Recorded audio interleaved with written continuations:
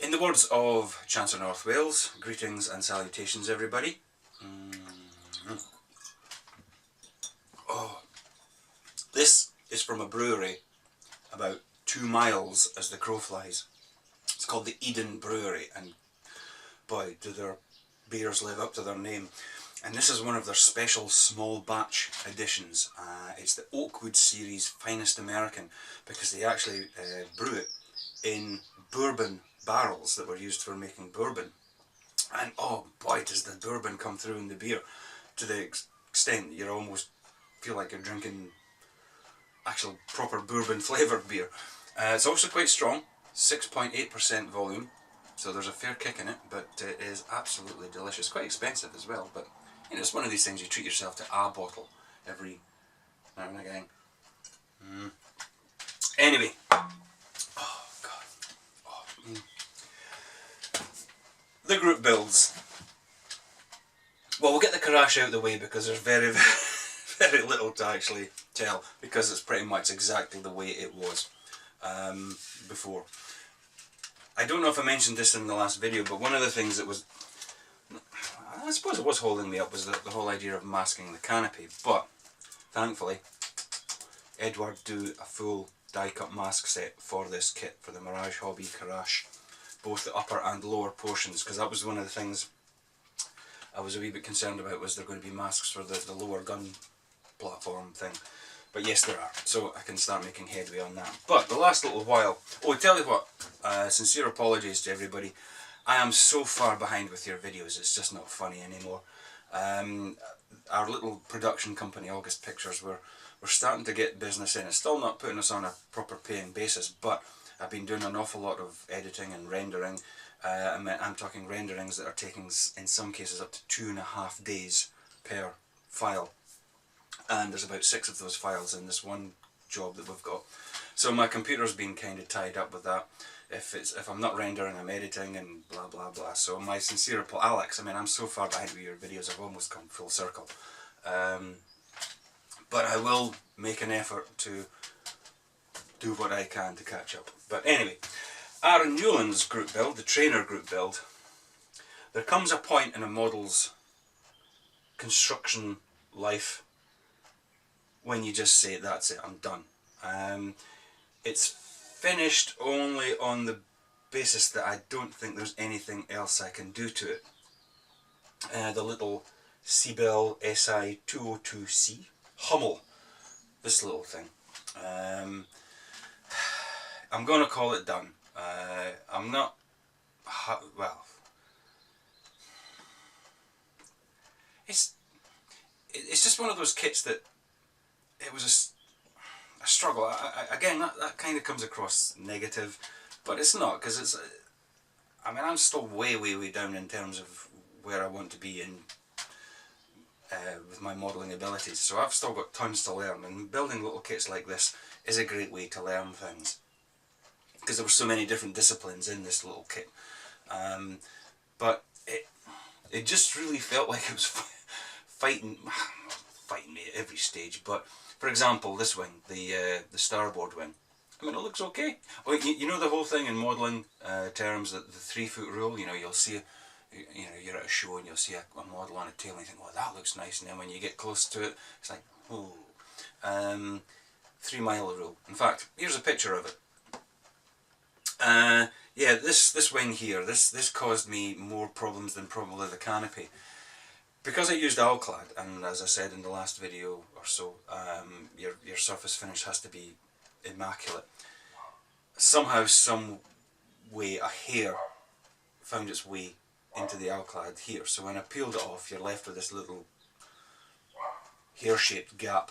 So I rubbed it down gently, and I thought, I mean, it had a very uniform overall finish anyway, which I don't like because that's not the way it is. So I took some Mr. Metal colour and just lightly brushed it and tried to polish it up, and it looked okay, but and I can't remember how this happened.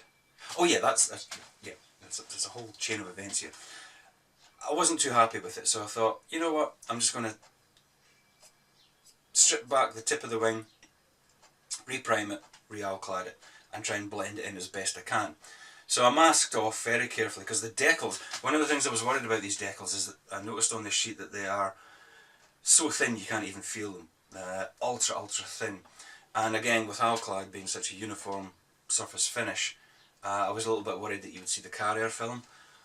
These decals, they just sucked right in there, and no, you can't see any carrier film at all. So that means that they're very thin. So I carefully masked with it, making sure that I didn't get any of the tape touching the decal. So I carefully masked here, primed it, took that off, you know, thingy down the primer, smoothed it down a wee bit, put masking on again, but must have, I don't know how this happened, but my masking was slightly into the primer as opposed to being off the primer, so that meant that when I did the Alclad and took the masking off, there was a little strip of unpainted primer. So I tried the Mr. Muscle, why do I keep calling it Mr. Muscle?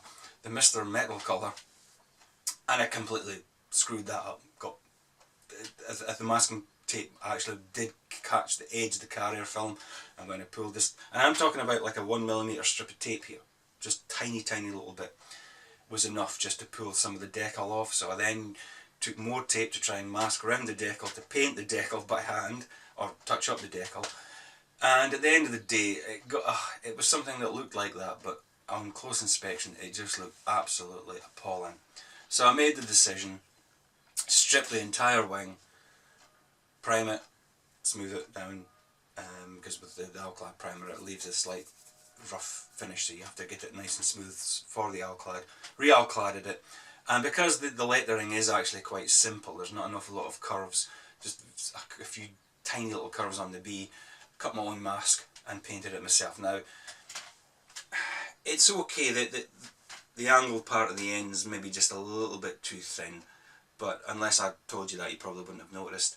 And the B, it's fine, you know, it's acceptable.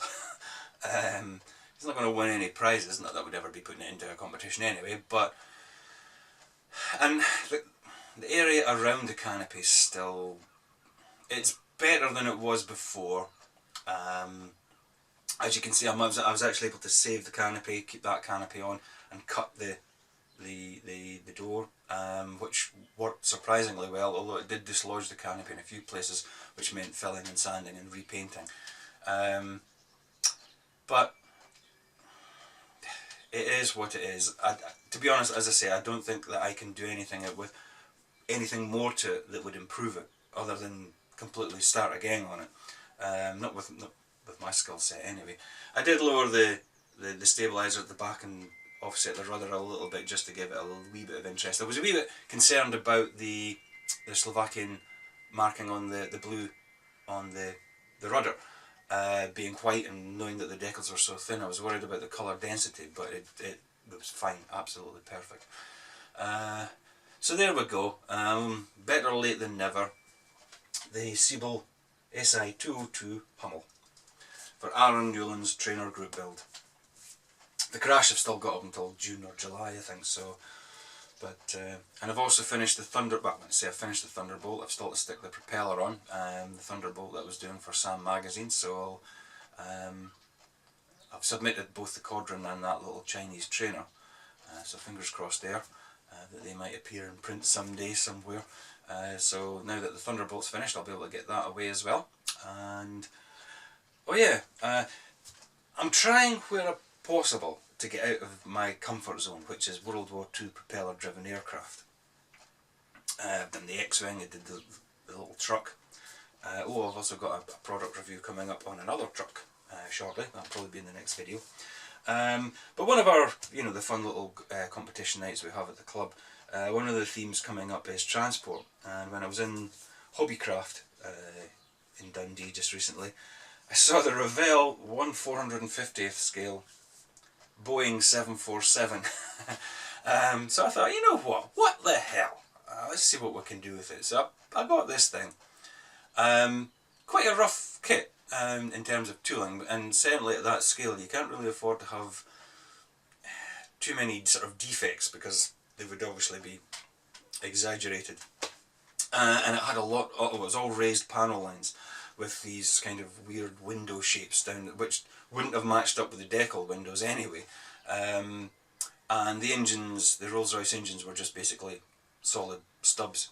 So put everything together. I mean, there's what, 1, 2, 3, 4, 5, 6, 7, 8, 9, 10, 11, 12, 14 parts in this.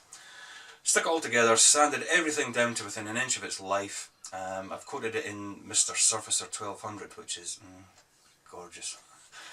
Makes a baby's bum look like a...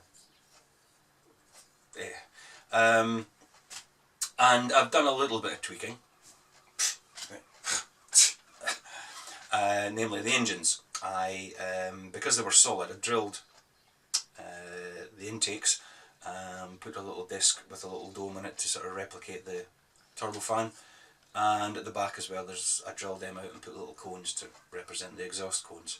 And obviously this one's going to be a decal. It's, believe it or not, it's the KLM Royal Dutch Airlines 747, and the Caudron, remember the French racer, the blue thing? Well, the blue that I used for that just so happens to be KLM New Bright Blue, so I actually have the proper blue for it as well. It's aluminium and grey as the rest of the colours, so I'm not going to rescribe it because rescribing again would still be inaccurate. What I am going to try and do is, once I've painted it, is get a pencil and pencil in the panel lines and ailerons and all sorts of things. But obviously it's the decals that are going to make this thing.